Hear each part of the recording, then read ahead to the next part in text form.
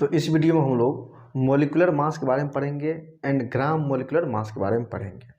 इससे पहले वाले वीडियो में हम लोग एटॉमिक मास के बारे में पढ़े थे और ग्राम एटॉमिक मास के बारे में पढ़े थे और रिलेटिव एटॉमिक मास के बारे में पढ़े थे।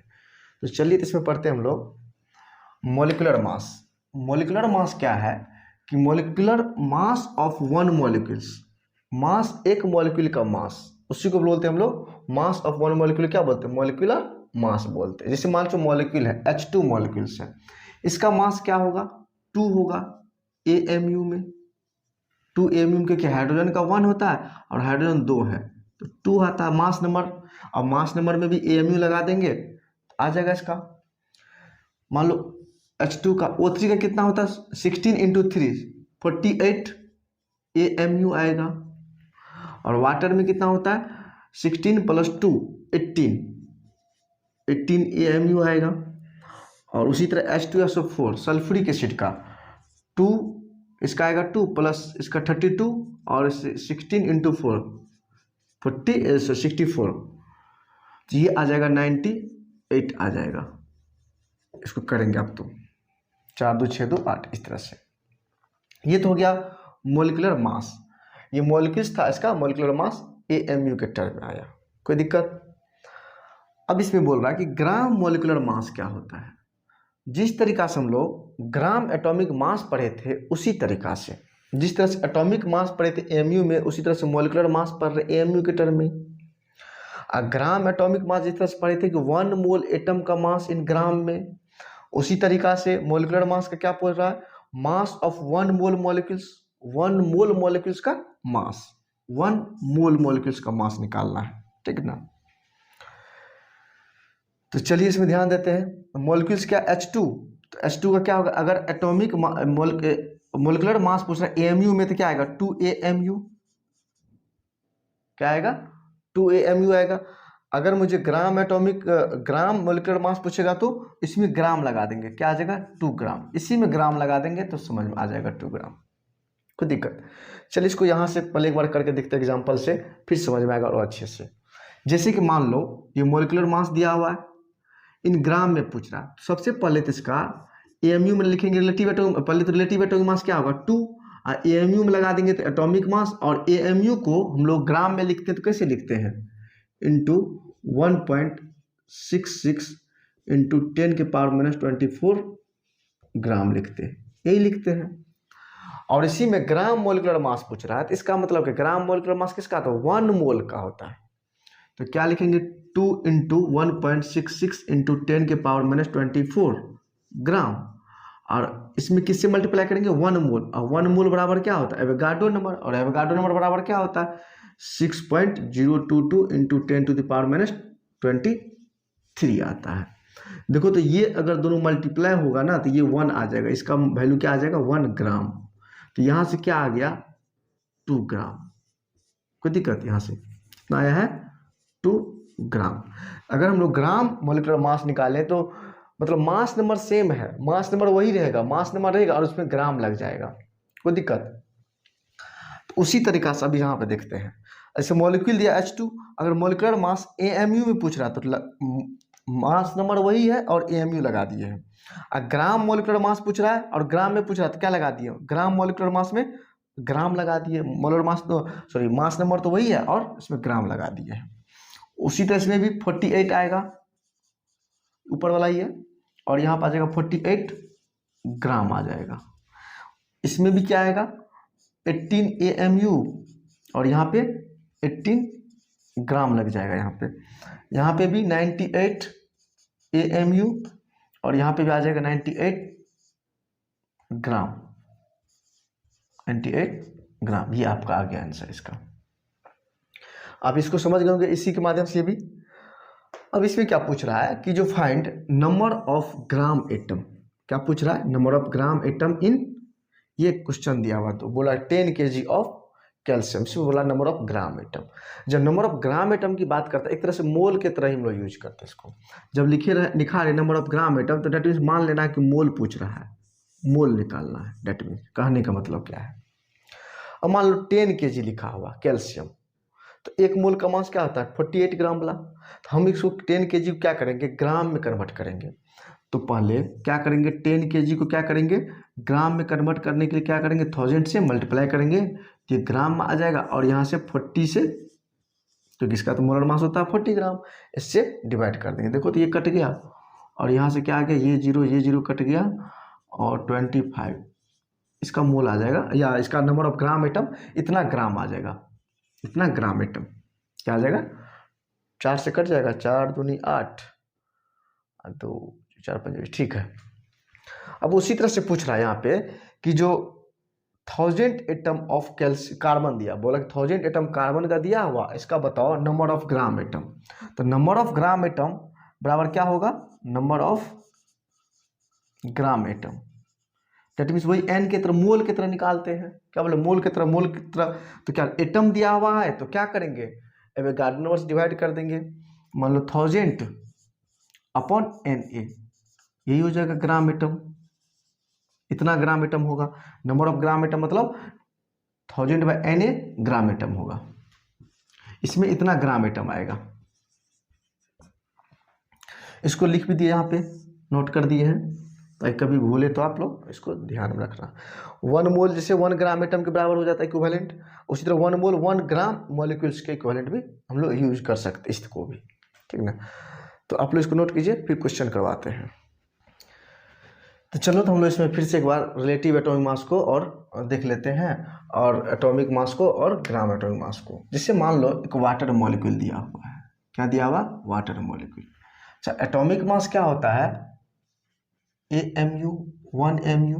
अच्छा, 1 AMU को हम लोग 1 AMU बोलो एटॉमिक मास यूनिट, या हम इसको बोल सकते हैं 1 U। U का मतलब क्या होता है, यूनिफाइड मास, यूनिफाइड मास होता है, ठीक ना।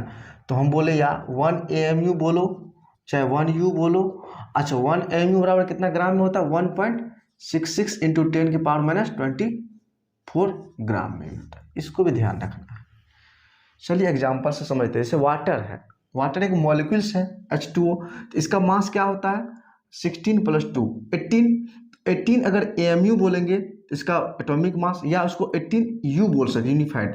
तो ये है क्या एक्चुअली, ये इसी को बोलते हैं हम लोग एटॉमिक मास बोलते हैं, या इसी को बोलते हैं मॉलिक्यूलर मास AMU में, और क्या बोलते हैं या मॉलिक्यूलर मास, क्योंकि मॉलिक्यूल में है तो इसलिए मॉलिक्यूलर मास बोल देंगे। अगर एटॉमिक फॉर्म होता है एटॉमिक मास।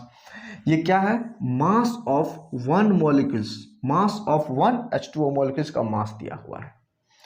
अगर इसी का रिलेटिव एटॉमिक मास पूछता तो हम लोग क्या लिखते इसका 18 क्या होता है, ये 18 रिलेटिव एटॉमिक मास होता है। क्या होता है, ये रिलेटिव एटॉमिक मास, या इसको मास नंबर भी बोलते हैं। क्या बोलते हैं हम लोग, मास नंबर, मास नंबर भी बोल सकते हैं, कोई दिक्कत यहाँ तक। अगर इसी को हम लोग ग्राम में ले 18 ग्राम, देखो अगर 18 AMU में लेंगे या तो मॉलिक्यूलर मास या एटॉमिक मास, ठीक ना। मॉलिक्यूल में है तो मॉलिक्यूलर मास बोलेंगे, मॉलिक्यूलर मास बोलेंगे। अगर इसी को हम लोग सिंपल नंबर ले तो रिलेटिव एटॉमिक नंबर या मास नंबर। अगर इसी को हम लोग ग्राम में लें तो क्या लिखेंगे, mass of 1 mole of H2O molecules. बोला कि 1 मोल H2O मॉलिक्यूल्स का हम लोग ग्राम में लिए हैं तो बोलेंगे mass of 1 mole of H2O molecules, या इसी को हम लोग मोलर मास ही बोल सकते हैं। क्या बोल सकते हैं, मोलर मास ऑफ H2O का, या इसी को तो बोलते हैं ग्राम मोलिकुलर मास, या GMM ग्राम मोलिकुलर मास बोल सकते हैं। चलिए एक और एग्जांपल लेते हैं। जैसे मान लो कोई ऑक्सीजन ले लिए, ऑक्सीजन एटॉमिक फॉर्म में है।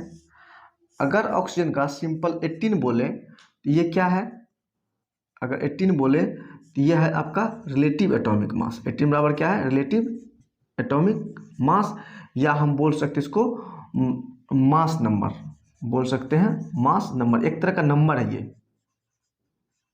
या मास नंबर बोल सकते हैं, या रिलेटिव एटॉमिक मास। अगर इसी को हम ऑक्सीजन का अगर इसी को, ये ऑक्सीजन है, ये क्या है, ये ऑक्सीजन है, ठीक ना। अगर इसी को, अगर इसका मास इसका 16 होता है, ऑक्सीजन का क्या होता है 8 दूनी 16, 16 होता है, ठीक ना।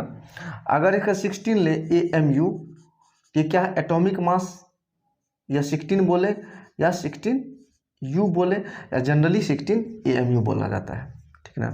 ये क्या है, एटॉमिक मास, क्योंकि एटॉमिक फॉर्म में है तो हम क्या बोल सकते हैं इसको, मास ऑफ वन ऑक्सीजन एटम।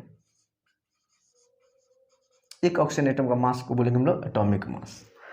अगर इसी को हम लोग अगर 16 ग्राम ले लें, इसी को क्या बोलेंगे हम लोग, मोलर मास बोलेंगे, या हम लोग बोलेंगे mass of 1 mole of oxygen, 1 mole oxygen के बोलेंगे, mass of 1 mole of oxygen. या हम इसी को बोल सकते हैं molar mass of oxygen, oxygen का मोलर मास क्या है, ऑक्सीजन का मोलर मास। या इसी को हम लोग क्या बोल सकते हैं, ग्राम मोलर मास, क्या बोल सकते हैं, ग्राम मोलर मास बोल सकते हैं, या हम लोग बोल सकते हैं ग्राम एटॉमिक मास, जिसे क्या बोल सकते हैं हम लोग, gram atomic mass. Molar mass तो नहीं बोले, कि मॉलिक्यूल का रहता है ना तो मोलर मास बोलते हैं इसको, ये मॉलिक्यूल रहता है तो मोलर, ग्राम मोलिकुलर मास। अगर एटॉमिक फॉर्म में होता है तो ग्राम एटॉमिक मास, या इसी को क्या बोल सकते हैं, ग्राम एटॉमिक मास बोल सकते हैं। जैसे मान लो कोई और एग्जांपल ले लो, H2SO4 है, इसका मास नंबर कितना होता है, 98, तो ये होगा रिलेटिव एटॉमिक मास। ये क्या है, इसका रिलेटिव एटॉमिक मास, ये जो 98 है ये है रिलेटिव एटॉमिक मास। अगर इसी का अगर 98 AMU में है तो हम लोग बोलेंगे ये मॉलिक्यूलर मास या एटॉमिक मास बोलेंगे, या मॉलिक्यूलर मास बोलेंगे एटॉमिक फॉर्म में। अगर यही दिया हुआ है, अगर 98 ग्राम में दिया हुआ है तो या तो हम लोग ग्राम मॉलिक्यूलर मास बोलेंगे या मोलर मास बोलेंगे, ठीक ना, या मोलर मास बोलेंगे या मास ऑफ 1 मोल H2SO4 का बोलेंगे, इस तरीका से। तो ध्यान रखना यहाँ पे, अगर ये मॉलिक्यूल के फॉर्म में तो इसको हम लोग मॉलिक्यूलर मास बोल सकते हैं या एटॉमिक मास ही बोल सकते हैं, कोई दिक्कत नहीं है। अगर एटॉमिक फॉर्म में है तो हम लोग एटॉमिक मास तो बोलेंगे ही बोलेंगे, मास ऑफ 1 एटम। हाँ, यहाँ पे ध्यान रखना है कि अगर मॉलिक्यूल के फॉर्म में तो ग्राम मॉलिक्यूलर मास बोलेंगे, GMM, ग्राम मॉलिक्यूलर मास। अगर यहाँ पे एटॉमिक फॉर्म में 16 ग्राम है तो ग्राम एटॉमिक मास बोल सकते ग्राम के टर्म में, ठीक ना, या इसी को मोलर मास या mass of 1 mole oxygen atom का। चलिए तो क्वेश्चन करके देखते हैं। क्वेश्चन में क्या बोल रहा है, कैलकुलेट नंबर ऑफ एटम्स, बोल रहा है कि नंबर ऑफ एटम बताओ इसमें। अब ये देखना है कि हीलियम है यहाँ पे, ये ग्राम में भी दिया और यू में भी दिया हुआ, एटॉमिक मास यूनिट में भी दिया है, दोनों में बहुत अच्छा क्वेश्चन है, दोनों में अलग डिफरेंस देखना है। अगर ये ग्राम में दिया हुआ है इसका मतलब ये मोलर मास दिया हुआ है, ग्राम एटॉमिक मास बोल दीजिए इसको या मोलर मास बोलिए, 1 मोल हीलियम एटम का मास दिया हुआ है, तो मोलर मास दिया हुआ। तो हमको निकालना एटम, तो सबसे पहले क्या निकालेंगे, मोल। तो मोल बराबर क्या होता है, 16 ग्राम दिया हुआ है और इसका मोलर मास क्या होता है, 4 ग्राम। अगर हीलियम का एक एटम का हीलियम का मोलर मास कितना, 4 ग्राम, तो यहाँ से कितना आएगा, 4 मोल आएगा। अब मुझे पूछा एटम, तो एटम निकालने के लिए क्या करते हैं हम लोग, मोल से मॉलिक्यूल्स निकालते हैं, तो मॉलिक्यूल्स निकालने के लिए Na से मल्टीप्लाई करते हैं और उसके बाद एटम निकालते हैं। तो हीलियम का कितना एटम, एक एटम है, बस हो गया आंसर। इसमें ध्यान देना, ये एटॉमिक फॉर्म में है और AMU के टर्म में दिया हुआ या यू दिया, यूनिफाइड मास दिया हुआ। तो हीलियम के एक एटम में, हीलियम का जो एक एटम है इसका एटॉमिक मास कितना होता है, 4 AMU या 4U बोल सकते हैं इसको, ऐसा बोल सकते हैं। तो क्या हम इसको बोले 4U जो है बराबर 1 एटम है, 1 एटम ऑफ हीलियम, ऐसा बोल सकते हैं। तो 1U बराबर कितना होगा, 1/4 एटम ऑफ हीलियम। तो 16U बराबर क्या होगा, 16U है, ये क्या है 16U, 1U 16U, तो 1/4 इंटू 16 बराबर 4 एटम ऑफ हीलियम, ऐसा बोल सकते हैं इसका आंसर। तो इसका आंसर क्या आ जाएगा, 4 एटम, और यहाँ पर आ जाएगा ये वाला टर्म, क्योंकि यहाँ पर मोलर मास दिया हुआ है, ठीक ना। अब देखिए ये भी अच्छा क्वेश्चन है। ये क्या बोल रहा है कि 126 AMU HNO3 दिया हुआ है, 126 AMU एटॉमिक मास यूनिट दिया हुआ, AMU HNO3 दिया हुआ। फाइंड करने के लिए बोल रहा है कि नंबर ऑफ ऑक्सीजन एटम बताओ इसमें क्या होगा। तो सबसे पहले इसका तो मास नंबर निकालेंगे, मास नंबर कितना होता है, इसको अगर करेंगे तो 1 + 14 और +16 या 48, 48, तो 8 × 12 1 13, तो 63 के आसपास आएगा, ठीक ना। 48 50 10 8 62 63, सही है, कोई दिक्कत। इसमें पूछ रहा है कि नंबर ऑफ ऑक्सीजन एटम बताना है।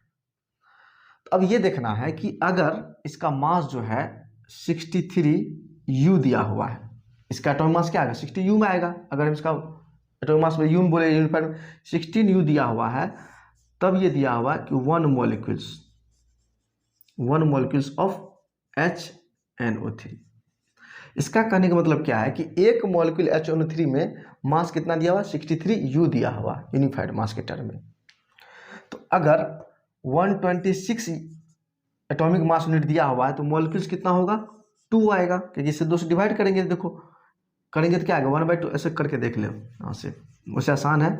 1 में क्या आ जाएगा 1/63 U, तो 126 U में क्या आ जाएगा 1/63 U इंटू 126 U, तो ये से कट गया, देखो 2 से कट जाएगा, 2 आ जाएगा, ऐसा आ जाएगा। तो इसको हम डायरेक्ट लिख दें, चलो लिख देते डायरेक्ट।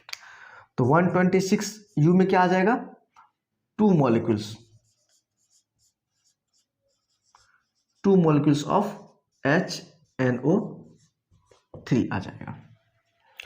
अब मुझे पूछा क्या है कि नंबर ऑफ ऑक्सीजन एटम पूछा है, तो क्या ध्यान देना है कि एक मॉलिक्यूल्स 1 molecules ऑफ HNO3 में ऑक्सीजन एटम कितना है, एक मॉलिक्यूल में ऑक्सीजन एटम कितना है, क्योंकि हम पहले मॉलिक्यूल्स निकालते हैं। तो एक मॉलिक्यूल में ऑक्सीजन एटम कितना है 3 है, 3 ऑक्सीजन एटम प्रेजेंट है। और ये मॉलिक्यूल्स है कितना 126 AM में कितना मॉलिक्यूल्स है HNO3 का 2 मॉलिक्यूल्स है, तो 2 मॉलिक्यूल्स ऑफ HNO3 बराबर कितना होगा 2 × 3 ऑक्सीजन एटम। कहने का मतलब क्या आया 6 ऑक्सीजन एटम आया है, इसमें कितना है 6 ऑक्सीजन एटम है, कोई दिक्कत यहां तक। सेकेंड क्वेश्चन क्या पूछा है कि moles of oxygen atom, moles पूछ रहा है, तो मुझे ऑक्सीजन एटम तो पता है, अभी निकाले हैं 6 ऑक्सीजन एटम है, अब मोल निकालना है, तो क्या करेंगे एवोगाड्रो नंबर से एटम में डिवाइड कर देंगे, तो नंबर ऑफ मोल क्या आ जाएगा, नंबर ऑफ मोल्स ऑफ किसका ऑक्सीजन एटम का, ऑक्सीजन एटम क्या आएगा, तो एटम कितना दिया हुआ अभी जस्ट निकालें 6, और इसमें डिवाइड करेंगे एवोगाड्रो नंबर से, तो इतना आ जाएगा आपका मोल आ जाएगा, यही तो इसका आंसर हो जाएगा, राइट। कोई दिक्कत यहाँ तक, चलिए आप लोग नोट कीजिए। तो इसमें 2 क्वेश्चन को देख लेते हैं। तो पहला क्वेश्चन क्या है, पहला क्वेश्चन बोला कि मोलर मास पूछ रहा है, बोला कि molar mass of 2 element, 2 element है जो P एंड Q है, उसका मोलर मास दिया हुआ है 20 ग्राम एंड 40 ग्राम रिस्पेक्टिवली, का मतलब क्या है P का 20 है और Q का 40 ग्राम दिया है रिस्पेक्टिवली, ठीक ना।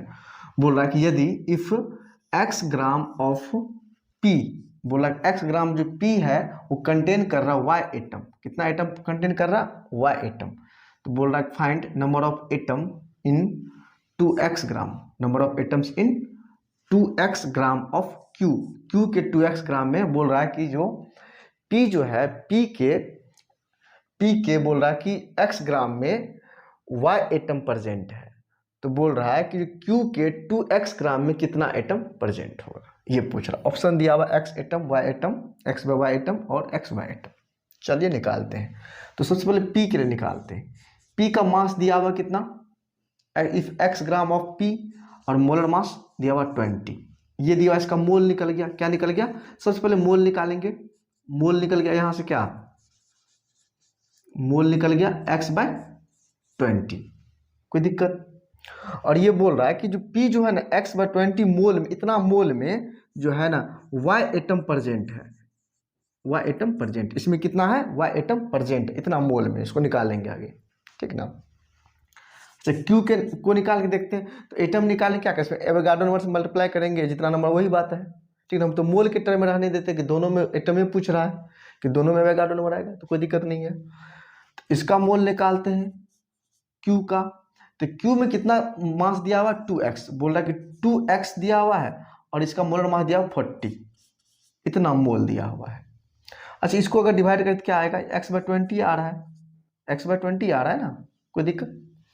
तो देखो तो यहाँ से दोनों का मोल सेम आ रहा है, क्या आ रहा है, दोनों का मोल सेम आ रहा है। तो बोल रहा है कि x/20 मोल में y एटम है, तो यहाँ भी जो q का आ रहा है x/20 आ रहा है ना, तो x/20 मोल में कितना आएगा, इसमें भी क्या आएगा, y एटम ही आएगा। y एटम से कितना सिंपल था, इसका आंसर क्या आ जाएगा बी, इसमें भी वही एटम आएगा ना, ये भी x/20 है, ये भी x/20 है, तो इसमें y है तो इसमें भी क्या आएगा, y एटम आएगा, y एटम ही आएगा। नेक्स्ट क्वेश्चन चलो देख लो, बोला द अमाउंट ऑफ ऑक्सीजन, बोला अमाउंट पूछ रहा किसका, ऑक्सीजन का, इन 3.6 मोल ऑफ H2O, बोला वाटर के 3.6 मोल में बताओ ऑक्सीजन का अमाउंट क्या है, वेट क्या है, ग्राम में पूछ रहा वही चीज। तो सबसे पहले क्या देखना है कि 1 मोल, अगर 1 मोल H2O रहता है, 1 मोल H2O में ऑक्सीजन का कितना ग्राम दिया हुआ है, ऑक्सीजन का वेट कितना दिया हुआ, 16 होता है ऑक्सीजन का, 16 ग्राम क्या दिया हुआ, ऑक्सीजन, ऑक्सीजन दिया हुआ 1 मोल में दिया हुआ 16 ग्राम ऑक्सीजन। तो पूछ रहा है कि 3.6 मोल में कितना होगा, तो 3.6 मोल ऑफ H2O कितना आएगा बताओ, 3.6 इंटू 16 ग्राम क्या, ऑक्सीजन,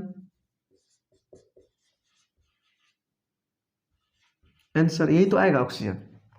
और इसको करो तो कितना गुना करके आता है, 16 के 96, 9 16 48 50 57.6 ग्राम, यही तो आपका आंसर हो जाएगा, राइट। तो इस वीडियो में बस इतना ही, इसके बाद हम लोग नेक्स्ट वीडियो में कुछ देखेंगे।